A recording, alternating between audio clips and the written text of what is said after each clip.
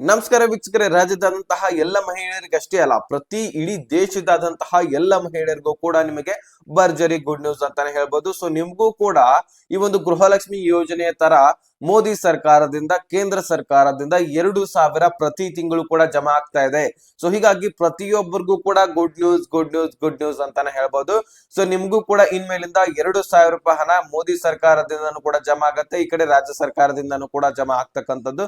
So totally ಪ್ರತಿ ತಿಂಗಳು ಕೂಡ 4,000 ಹಣ ಇನ್ನು ಅನ್ನಭಾಗ್ಯ ಯೋಜನೆಯಲ್ಲಿ ಜಮಾ ಆಗಿದ್ದೆ ಆದ್ರೆ ಅಲ್ಲಿ ಕೂಡ ಹಣವನ್ನ ಪಡಿತೀರಿ. ಸದ್ಯದಲ್ಲಿ ಅನ್ನಭಾಗ್ಯದಲ್ಲಿ ಸರಿಯಾಗಿ ಹಣ ಜಮಾ ಆಗಿಲ್ಲ, ಹೀಗಾಗಿ ವೇಟಿಂಗ್ ಲಿಸ್ಟ್ ಅಲ್ಲಿ ಇದೆ.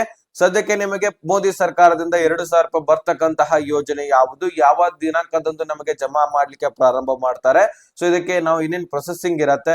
ಒಟ್ಟಾರೆಯಾಗಿ ನೀವು ಗೃಹಲಕ್ಷ್ಮಿ ಯೋಜನೆ ಹಣವನ್ನ ಪಡಿತಾ ಇದ್ರೆ, ನೀವು ಅದಕ್ಕೆ ಎಲಿಜಿಬಲ್ ಇದ್ರೆ ಡೆಫಿನೆಟ್ಲಿ ನಿಮಗೆ ಖಂಡಿತವಾಗ್ಲೂ ಹಣ ಜಮಾ ಆಗತ್ತೆ, ನೀವು ಅದಕ್ಕೂ ಕೂಡ ಎಲಿಜಿಬಲ್ ಇದ್ದ ಹಾಗೆ. ಸೊ ಹಾಗಾದ್ರೆ ಈ ಒಂದು ಯೋಜನೆ ಯಾವಾಗಿನಿಂದ ಪ್ರಾರಂಭವಾಗ್ತಾ ಇದೆ ಎಲ್ಲನೂ ಕೂಡ ನಾವು ಈ ಒಂದು ವಿಡಿಯೋದಲ್ಲಿ ಪ್ರತಿಯೊಂದು ಮಾಹಿತಿಯನ್ನ ತಿಳಿದುಕೊಳ್ಳೋಣ. ಚಾನಲ್ಗೆ ಸಬ್ಸ್ಕ್ರೈಬ್ ಮಾಡಲಿ ಅಂದ್ರೆ ದಯವಿಟ್ಟು ಬೇಗನೆ ಸಬ್ಸ್ಕ್ರೈಬ್ ಮಾಡ್ಕೊಳ್ಳಿ, ಬಿಡಕ್ಕೆ ಒಂದು ಲೈಕ್ ಕೊಟ್ಬಿಟ್ಟು ವಿಡಿಯೋನ ನೋಡ್ಲಿಕ್ಕೆ ಸ್ಟಾರ್ಟ್ ಮಾಡಿ. ನಾನು ಡೈರೆಕ್ಟ್ ಆಗಿ ಟಾಪಿಕ್ ಬಂದ್ಬಿಡ್ತೀನಿ ವೀಕ್ಷಕರೇ. ಈ ಒಂದು 2025 ಫೆಬ್ರವರಿ 1ನೇ ತಾರೀಕು ನಡೀತಕ್ಕಂತಹ ಒಂದು ಬಜೆಟ್ ಮಂಡನೆಯಲ್ಲಿ ಈ ಒಂದು ನಿರೀಕ್ಷೆಯನ್ನ ಇಟ್ಕೊಂಡಿದ್ದಾರೆ. ಸೊ ನಮಗೆ ಈ ಒಂದು ಹಣಕಾಸು ಇಲಾಖೆಗಳಿಂದ ನಮಗೆ ಅಪ್ಡೇಟ್ ಬಂದಿರುವಂತದ್ದು. ಸೊ ನಮ್ಮ ರಾಜ್ಯ ಸರ್ಕಾರದಿಂದ ಅಲ್ಲ, ಕೇಂದ್ರ ಸರ್ಕಾರದಿಂದ ಈ ಒಂದು ಮಾಹಿತಿ ಬರ್ತಕ್ಕಂಥದ್ದು, ನಮಗೆ ಹೇಳಿಕೆಗಳು ಕೇಳಿ ಬರ್ತಾ ಇದಾವೆ. ಪ್ರತಿ ಮಹಿಳೆಯರಿಗೂ ಕೂಡ, ಅಂದ್ರೆ ಈ ಒಂದು BPL ದವರಿಗೆ ಕೊಡ್ತೇವಂತ ಹೇಳಿಲ್ಲ, APL ದವರಿಗೆ ಕೊಡ್ತೇವಂತ ಇನ್ನೂ ಕೂಡ ಹೇಳಿಲ್ಲ. ಆದ್ರೆ ಅದ್ರ ಬಗ್ಗೆ ಡೀಟೇಲ್ಸ್ ಆಗಿ ಇನ್ನು ಮುಂದೆ ಕೊಡ್ತಾರೆ ಮಾಹಿತಿಯನ್ನ. ಸದ್ಯಕ್ಕೆ 2,000 ರೂಪಾಯಿ ನಿರೀಕ್ಷೆ ಇದೆ ಕೊಡ್ತಕ್ಕಂಥದ್ದು ಅನ್ನುವಂತಹ ಅಪ್ಡೇಟ್ ಬಂದಿದೆ. ಇದೇ 2025 ಫೆಬ್ರವರಿ 1ನೇ ತಾರೀಕು ಬಜೆಟ್ ಮಂಡನೆ ನಡೆಯುವುದಿದೆ. ಸೊ ಕೆಲವೊಂದಿಷ್ಟು ಜನರಿಗೆ ಗೊತ್ತಿದೆ, ಇನ್ ಕೆಲವೊಂದಿಷ್ಟು ಜನರಿಗೆ ಗೊತ್ತಿಲ್ಲ. ಇದೇ ಫೆಬ್ರವರಿ 1ನೇ ತಾರೀಕು ನಡೆಯಲಿದೆ. ಸೊ ಎಲ್ಲರೂ ಕರೆಕ್ಟ್ ಆಗಿ ಕೇಳಿಸ್ಕೊಳ್ಳಿ. ಆ ಒಂದು ಬಜೆಟ್ ನಲ್ಲಿ ಈ ಒಂದು 2,000 ರೂಪಾಯಿ ಹಣವನ್ನ ಕೊಡ್ತಕ್ಕಂತಹ ಯೋಜನೆಯ ಬಗ್ಗೆ ಚರ್ಚೆ ನಡೆಯಲಿದೆ. ಸೊ ಹಾಗಾದ್ರೆ ಏನೇನ್ ನಡೆಯಲಿದೆ ಅನ್ನುವಂಥದ್ದು ನೋಡೋದಾದ್ರೆ, ಫೆಬ್ರವರಿ 1ನೇ ತಾರೀಕು ಬಜೆಟ್ ಮಂಡನೆ, ಬಹು ನಿರೀಕ್ಷಿತ ಕೇಂದ್ರ ಸರ್ಕಾರ ಬಜೆಟ್ ಮಂಡನೆಯ ದಿನಗಣನೆ ಶುರುವಾಗಿದೆ ಅಂತ. ಈ ಒಂದು ಕೆಲವೊಂದಿಷ್ಟು ದಿನಗಳ ನಂತರ ಈ ಒಂದು ಬಜೆಟ್ ಮಂಡನೆ ಶುರುವಾಗಲಿದೆ ಅಂತ ಹೇಳ್ಬಿಟ್ಟು ಕೊಟ್ಟಿದ್ದಾರೆ. ಅದೇ ರೀತಿಯಾಗಿ ಫೆಬ್ರವರಿ 1ರಂದು ಬಜೆಟ್ ಮಂಡನೆ ಆಗಲಿದ್ದು ಹಲವು ರೀತಿಯ ನಿರೀಕ್ಷೆಗಳು ಹುಟ್ಟಿಕೊಂಡಿವೆ. ಹಲವು ರೀತಿಯ ನಿರೀಕ್ಷೆಗಳು, ಬರೀ ಇದೆ 2,000 ರೂಪಾಯಿ ಕೊಡ್ತಕ್ಕಂಥದ್ದು ಅಷ್ಟೇ ಅಲ್ಲ, ಇನ್ನು ಹಲವಾರು ಬಗ್ಗೆನೂ ಕೂಡ ಚರ್ಚೆ ನಡೀತಾ ಇರತ್ತೆ. ಅದೇ ರೀತಿಯಾಗಿ PM ಕಿಸಾನ್ ಯೋಜನೆ ಬಗ್ಗೆನೂ ಕೂಡ ಬಜೆಟ್ ನಲ್ಲಿ ಮಂಡನೆ ಆಗತ್ತೆ, ಎಷ್ಟಿಷ್ಟು ತೆಗೆದಿಡಬೇಕಂತ ಹೇಳ್ಬಿಟ್ಟು. ಯಾಕಂದ್ರೆ ಈಗ ಫೆಬ್ರವರಿ ತಿಂಗಳಲ್ಲಿ 2,000 ರೂಪಾಯಿ ಹಣ ರೈತರಿಗೂ ಕೂಡ ಬರಲಿದೆ. ಸುಮಾರು 11 ಕೋಟಿ 12 ಕೋಟಿ ಫಲಾನುಭವಿಗಳು ರೈತರು PM ಕಿಸಾನ್ ಯೋಜನೆಯಲ್ಲಿ ಹಣವನ್ನ ಪಡಿತಕ್ಕಂಥದ್ದು.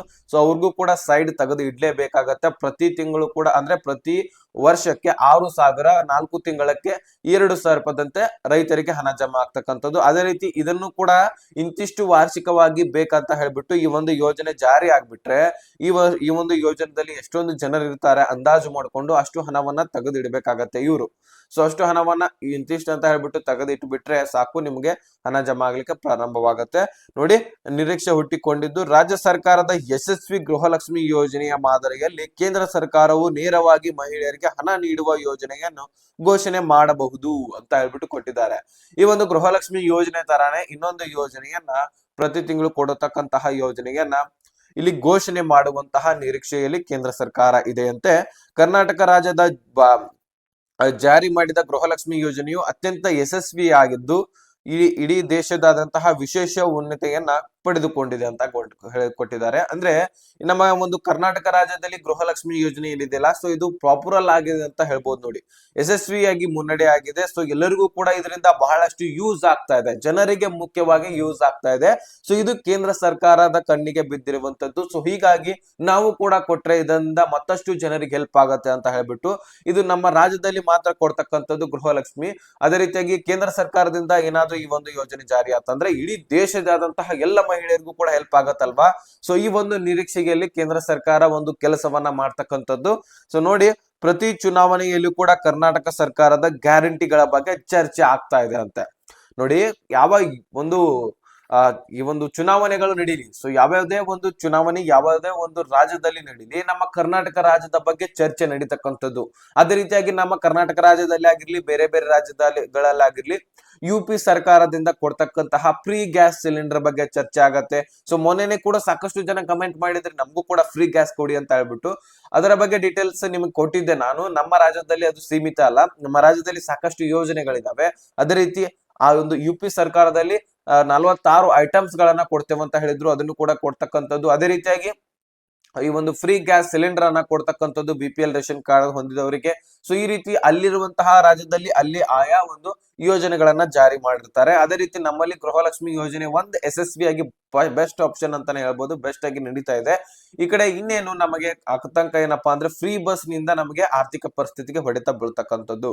ಜನರೇ ಖುದ್ದಾಗಿ ಬಂದ್ ಮಾಡಿ ಅಂದ್ರೆ ಬಂದ್ ಮಾಡ್ತಾ ಇಲ್ಲ, ಇದೊಂದು ಹೊಡೆತ ಬೀಳ್ತಾ ಇದೆ. ಇನ್ನೊಂದು ಯುವನಿಧಿ ಒಂದು ಹಣ ಬರ್ತಾನೆ ಇಲ್ಲ ಯಾವ ಒಂದು ವಿದ್ಯಾರ್ಥಿಗಳಿಗೂ ಕೂಡ. ನಮಗೆ ಮುಖ್ಯವಾಗಿ ಗೃಹಲಕ್ಷ್ಮಿ ಒಂದ್ ಕಾಣಿಸ್ತಾ ಇದೆ, ಅದರಿಂದ ತುಂಬಾನೇ ಹೆಲ್ಪ್ ಆಗ್ತಾ ಇರುವಂತದ್ದು. ಸೊ ಇದನ್ನ ಮಾತ್ರ ಬಂದ್ ಮಾಡಬಾರ್ದು. ಇದರಲ್ಲಿ ಸಾಕಷ್ಟು ಮಹಿಳೆಯರಿಗೆ ಎಷ್ಟೊಂದು ಹೆಲ್ಪ್ ಆಗ್ತಾ ಇದೆ. ಇದರಿಂದ ಇನ್ನಷ್ಟು ನಮಗೆ ಹಣ ಕೊಟ್ಟಿದ್ರೆ ಮತ್ತಷ್ಟೇ ಒಳ್ಳೇದು, ಮತ್ತೇನಿಲ್ಲ. ಈ ಕಡೆ ಅನ್ನಭಾಗ್ಯದಲ್ಲಿ ಸರಿಯಾಗಿ ಹಣ ಬರ್ತಾ ಇಲ್ಲ ಅಂತ ಹೇಳ್ಬಿಟ್ಟು ಹೇಳಿಕೆಗಳು ಕೂಡ ನಾವು ಕಾಣ್ತಾ ಇದೀವಿ, ಜನರಿಂದ ಅಭಿಪ್ರಾಯಗಳು ಬರ್ತಾ ಇದಾವೆ. ಹೌದು ವೀಕ್ಷಕರೇ, ನಿಜ, ಅನ್ನಭಾಗ್ಯದಲ್ಲಿ ಸರಿಯಾಗಿ ಹಣ ಜಮಾ ಮಾಡ್ತಾ ಇಲ್ಲ. ಈ ಕಡೆ KH ಮುನಿಯಪ್ಪನವರು ಕೂಡ ಇದ್ರ ಬಗ್ಗೆ ಡೀಟೇಲ್ಸ್ ಆಗಿ ಅಪ್ಡೇಟ್ ಅನ್ನು ಕೂಡ ಕೊಡ್ತಾ ಇಲ್ಲ. ಸೊ ವೇಟ್ ಮಾಡಿ ನೋಡೋಣ, ಇನ್ನು ಮುಂದಿನ ದಿನಗಳಲ್ಲಾದ್ರೂ ಅಪ್ಡೇಟ್ ಕೊಡ್ತಾರಾ ಅಥವಾ ಹಣ ಜಮಾ ಮಾಡ್ತಾರ ಅನ್ನುವಂಥದ್ದನ್ನ. ಸದ್ಯಕ್ಕೆ ಜಮಾ ಮಾಡ್ತೇವೆ ಅಂತ ಹೇಳ್ತಾ ಇದಾರೆ, ಆದ್ರೆ ಜನರ ಒಂದು ಅಭಿಪ್ರಾಯ ತಿಳ್ಕೊಂಡ್ರೆ ಯಾರಿಗೂ ಕೂಡ ಹಣ ಜಮಾ ಮಾಡ್ತಾ ಇಲ್ಲ. ಸೊ ಹೀಗಾಗಿ ನೋಡಿ, ವೇಟ್ ಮಾಡಿ ನೋಡೋಣ ಇನ್ನೊಂದ್ 2-3 ದಿನಗಳ ಕಾಲ. ಅಷ್ಟರೊಳಗೆ ನಮಗೆ ಗೃಹಲಕ್ಷ್ಮಿ ಯೋಜನೆ 16ನೇ ಕಂತಿನ ಹಣ ಕೂಡ ಬರತಕ್ಕಂಥದ್ದು. ಈ ಕಡೆ ಅನ್ನಭಾಗ್ಯದಲ್ಲಿ ನವೆಂಬರ್-ಡಿಸೆಂಬರ್ ತಿಂಗಳ ಹಣ ಕೂಡ ನಮಗೆ ಬರಬೇಕಾದಂತದ್ದು. ಇನ್ನು ಈ ಕಡೆ ಬರೋಣ. ಇಲ್ಲಿ ನೋಡಿ, ಸ್ವತಃ ಮಹಿಳೆಯರಾಗಿರುವಂತಹ ಕೇಂದ್ರ ಸಚಿವರಾದಂತಹ ಹಣಕಾಸು ಸಚಿವರಾದಂತಹ ನಿರ್ಮಲಾ ಸೀತಾರಾಮನ್ ಅವರು, ಇವರು ನಮ್ಮ ಕೇಂದ್ರ ಸರ್ಕಾರದಲ್ಲಿ ಹಣಕಾಸು ಸಚಿವರಾಗಿರ್ತಾರೆ. ಸೊ ನಿಮಗೆ ಗೊತ್ತಿರುವಂತಹ ವಿಷಯ. ಸೊ ಹೀಗಾಗಿ ಈ ನಿರ್ಮಲಾ ಸೀತಾರಾಮನ್ ಅವರು ಕರ್ನಾಟಕದ ಗೃಹಲಕ್ಷ್ಮಿ ಯೋಜನೆಯ ಮಾದರಿಯಲ್ಲಿ ದೇಶದ ಮಹಿಳೆಯರಿಗೆ ಪ್ರತಿ ತಿಂಗಳು ಹಣವನ್ನ ಸಿಗುವಂತಹ ಮಹತ್ವದ ಯೋಜನೆಯನ್ನ ಹುಡುಕಾಟದಲ್ಲಿದ್ದಾರೆ.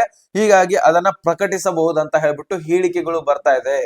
ಸೊ ಇಂತಹ ಒಂದು ಯೋಜನೆ ತಂದ್ಬಿಟ್ರೆ ಮತ್ತಷ್ಟು ಮಹಿಳೆಯರಿಗೆ ಹೆಲ್ಪ್ ಆಗುತ್ತಲ್ಲ, ಮಹಿಳಾ ಸಬಲೀಕರಣ ಆಗತ್ತಲ್ವಾ. ಈಗ ನೋಡಿ, ಒಬ್ಬೊಬ್ರು ಪುರುಷರು ದುಡಿತಾ ಇರೋದಿಲ್ಲ, ಸೊ ಹೀಗಾಗಿ ಮಹಿಳೆಯರ ಮೇಲೆ ಒತ್ತಡ ಹೇರ್ತಾ ಇರತ್ತೆ.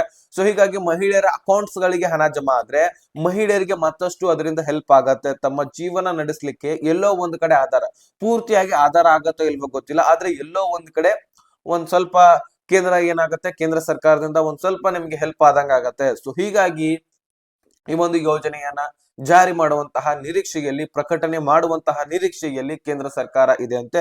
ಅದೇ ರೀತಿಯಾಗಿ ಇದರ ಬಗ್ಗೆ ಹೇಳಿಕೆಯನ್ನ ಕೊಡ್ತಕ್ಕಂಥದ್ದು ಹಣಕಾಸು ಇಲಾಖೆದಿಂದನೂ ಕೂಡ ನಮಗೆ ಹೇಳಿಕೆಗಳು ಕಂಡು ಬರ್ತಕ್ಕಂಥದ್ದು. ಸೊ ನೋಡಿ, ಇದೇ ಒಂದು ಫೆಬ್ರವರಿ 1ನೇ ತಾರೀಕು ಕಾಯ್ದು ನೋಡೋಣ. ನಾವೆಲ್ಲರೂ ಕೂಡ, ಇಡೀ ದೇಶದ ಮಹಿಳೆಯರು ಕೂಡ ಕಾಯ್ದು ನೋಡ್ಬೇಕಾದಂತದ್ದು.